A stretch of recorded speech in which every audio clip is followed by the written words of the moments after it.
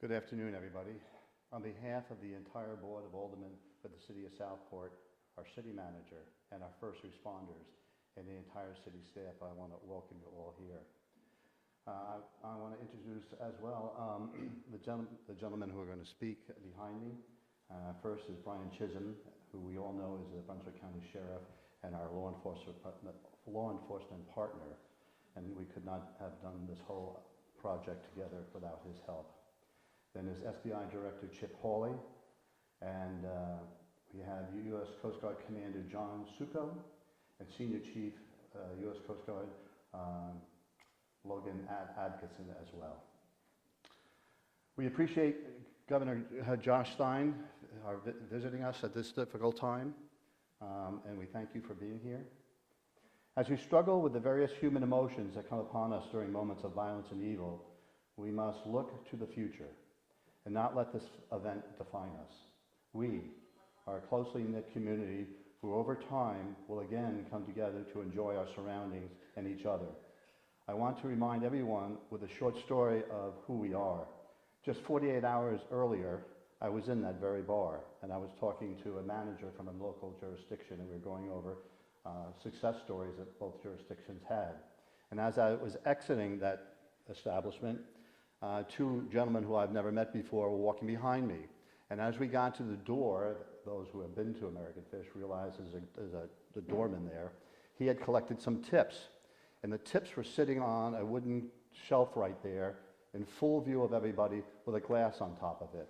And the doorman had left to go do something else. And I turned to the gentleman and I said, "You know how you can tell that you're in Southport?"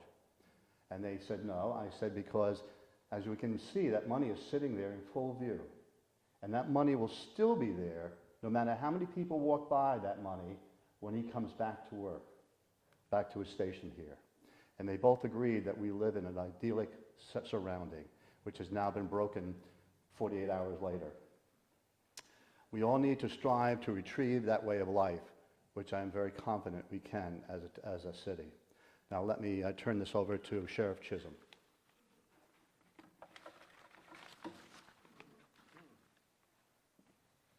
Good morning again.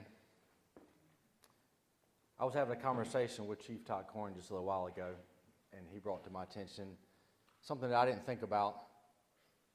I want to, first off, obviously my heart and prayers goes out to the family and all of you that were affected by this. I also want to take this opportunity to thank those agencies that were necessarily not here in Southport, but played an instrumental role in getting people to the hospital. I heard a story about agencies that we didn't know about stopping stoplights and traffic for ambulances to get through. So while we have a lot of representation here today, there's others that are not listed that really came together and gave us what we need to get a quick resolution and get people the help that they need. I also stand here today to reiterate again what I said yesterday. We are not going to let this define Brunswick County. We are not going to let this define North Carolina, and we are definitely not going to let this define Southport, the place that we all love. Many of you grew up here. This is home. Don't let this define you. We all go through trying times in our life. I have. I'm sure if I asked you to raise your hand, everybody in this room raise your hand that they have been tried at time. Our faith is being tested right now. We've all heard this. He will not give us more than we can handle. Remember that. We had the prayer vigil last night. We had over 1,000 people show up in support. Law enforcement community thanks you for what you did for us last night and what you continue to do to support us. And I assure you that we are here to support you and protect you. We took an oath to do that. So again, thank you for all the agencies standing behind us, the ones that were in the line of fire, ran towards the shots, not away. I'm proud to be a sheepdog. I hold that near and dear to my heart instead of these men and women behind me. So again, thank you for the support. I appreciate you.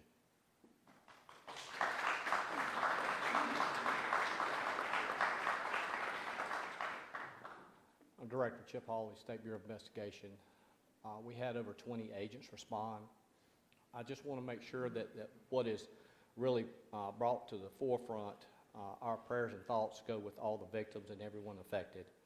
But the ability for local, state, and federal law enforcement to come together so quickly. Sheriff Chisholm, the chief here in Southport, you had you had your legislative representation. We were on the phone with them that live here in this community, and they were affected by this. And our ability to put over 20 agents, sworn and non-sworn, on the ground.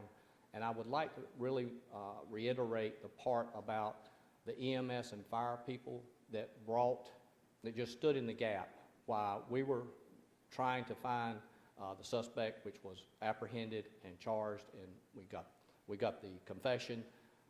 The main part was there were people that needed to really be looked after. They were in dire need of medical attention, and those people who came together in this community to help that I just want to make sure that they get noted. The guard and all of them coming together, it was amazing, and the Bureau wants to make sure that we are that conduit with local law enforcement to make sure that we bring this community as safe and as possible as we can to make sure you have some comfort that we have you in this community is going to be okay. God bless.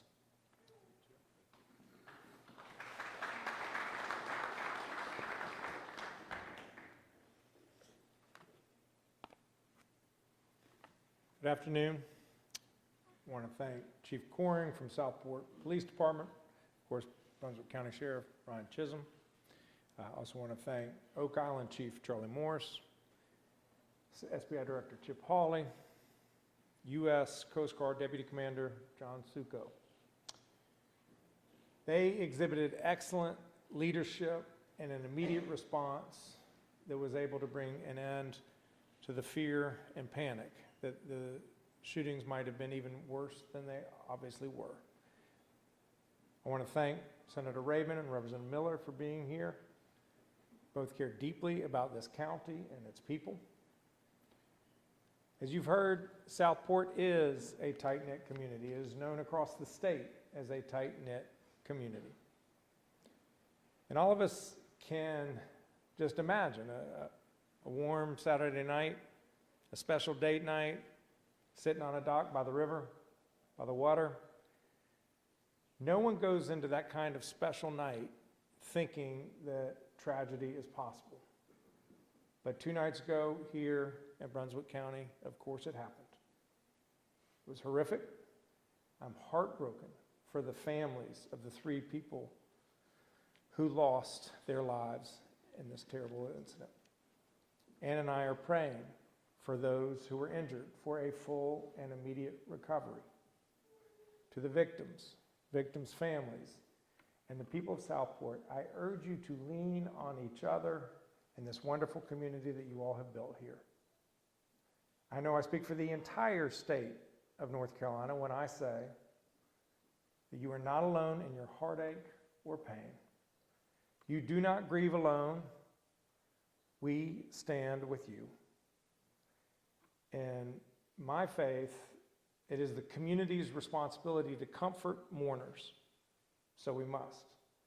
And we conclude our mourner's prayer by saying, may the one who brings peace to the universe bring peace to us.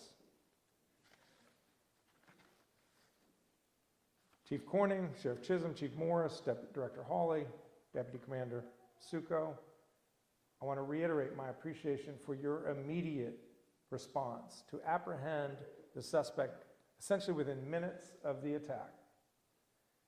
Your excellent police work may have saved additional lives.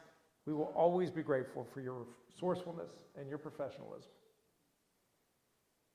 I have faith that law enforcement will continue to work tirelessly until the job is done in this case. And the state, of course, is ready to assist in any way possible to ensure that justice is served on behalf of the victims.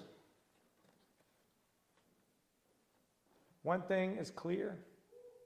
We must do more to prevent these acts of violence. It has to be our top priority. Recent events here in Southport and Charlotte, not to mention Michigan, Utah, Minnesota, and Kentucky, and I'm talking about just in the last few weeks, are clarion calls telling us that we have more work to do to make sure that people are both actually safe and that they feel safe in their communities. We must fix our broken mental health care system. We know that the vast majority of folks with mental health challenges pose no risk to others, but some can. There are too many people in our communities with dangerous obsessions exhibiting threatening behavior who do pose risks. We have got to do better, and I will do everything that I can, and I will work with anyone and everyone who is serious about protecting the people of this state. Folks deserve to be and feel safe in their towns, whether they're enjoying a dinner or praying in church or coming home from work. We must do better to keep people safe.